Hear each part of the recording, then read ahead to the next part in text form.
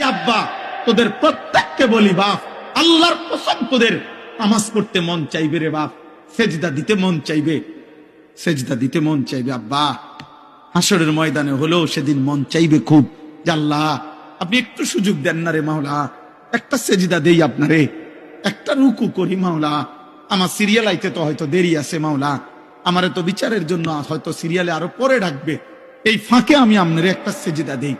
আল্লাহ বলেন, ওয়ালাউ শি'না লাআতাইনা কুল্লা নাফসিন হুদাহা।